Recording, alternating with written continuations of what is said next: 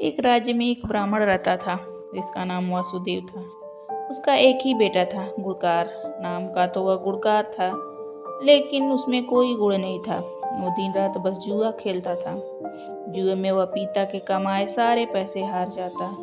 उसकी दो बहन भी थी, उसे उनका भी ख्याल नहीं था। वो बस दिन रात जुआ खेलने में ही व्यस्त रहता था। अपने बेटे का ऐसा हाल देखकर ब्राह्मण बड़ा परेशान हो गया। एक दिन वासुदेव ने सोचा, मैं जो भी कमाता हूँ उसे भी यह जुए में उड़ा देता है। यही सोचकर अपने बेटे गुड़कार को घर से निकाल दिया। घर से निकलते ही वह दूसरे राज्य पहुंच गया। वहाँ वह भूखा प्यासा घूमता रहा। न तो उसे कोई काम मिला और न ही कुछ खाने के लिए। ऐसा होते होते एक दिन वह बेहोश हो गया। पास से ही गुजर रहे एक सिद्ध पुरुष ने उसे देखा तो उसे अपने साथ गुफा में ले गए। होश में आने के बाद योगी ने लड़के से पूछा, क्या खाओगे? ब्राह्मण पुत्र कहता है, आप योगी हैं, आपके पास जो होगा आप वही खिला पाएंगे। मैं जो खाना चाहता हूँ शायद वो आपके पास न हो। इतना सुनते ही योगी ने कहा, तुम बस बताओ तुम्हें क्या खाने की इच्छा है। इतना सुनने के बाद गुड़कार ने अपनी इच्छा जाहिर की, जिसे सुनते ही योगी ने अपनी सिद्धि की मदद से उसकी मनपसंद थाली प्रकट कर दी। वह लड़का हैरान रह गया। पहले उसने खाना खाया और फिर सिद्ध पुरुष से पूछा, यह चमत्कार आपने कैसे किया? योगी ने कुछ कहा नहीं, बस अंदर की ओर जाने का इशारा किया। वह जैसे ही अंदर गया तो उसे बड़ा सा महल और दासियां दिखाई दी। सबने उसकी अच्छे से सेवा की। वह आराम से सो गया। सोकर उठने के बाद उसने सिद्ध पुरुष से दोबारा वही प्रश्न किया। योगी ने कहा, इससे तुम्हें क्या करना है? तुम यहाँ कुछ दिन मेहमान की तरह रहो और व्यवस्था का आनंद उठाओ। ब्राह्मण पुत्र जिद पे अड़ गया और कहने लगा कि वो यह सिद्धि हासिल करना चाहता है। परेशान होकर योगी ने उसे विधि बता दी और कहा, जाओ अब मन लगाकर साधना करो। कुछ समय बाद वह साधना पूरी करके आ जाता है। फिर योगी कहता है, तुम सब कुछ बहुत सही तरीके से कर रहे हो।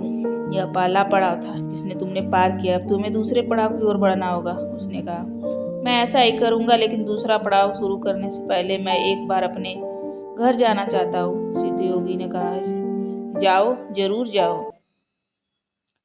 जाने से पहले ब्राह्मण पुत्र ने योगी से अपने परिवार के लिए तोहफे की मांग की। योगी ने अपने सिद्धि से उसे खूब सारे तोहफे दिए।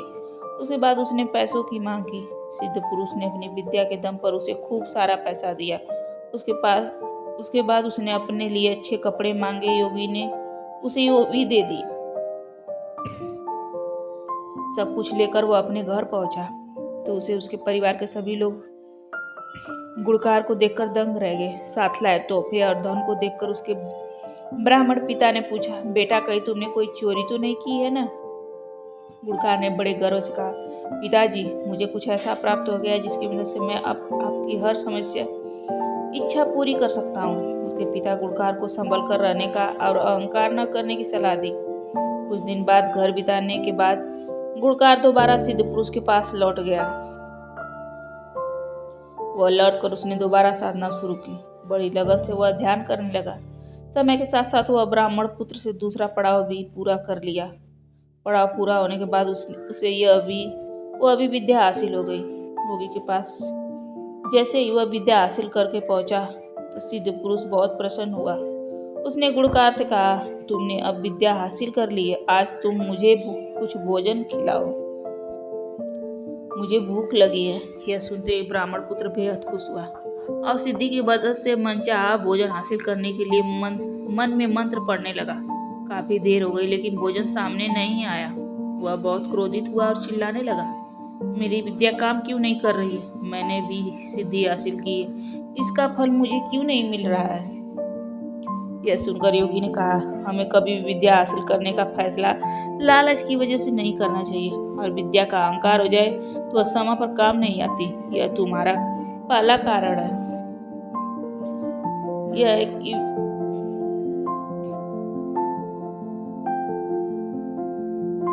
दूसरा कारण यह है कि तुम विद्या हासिल करने से पहले ही अपने घर चले गए। इसके बाद वह विद्या लालच की वजह से हासिल करना चाहते थे। लालच के चलते की गई चीजों का फल कभी प्राप्त नहीं होता। सिद्धि हासिल करने के लिए व्यक्ति को बिना लालच के कर्म करना पड़ता है।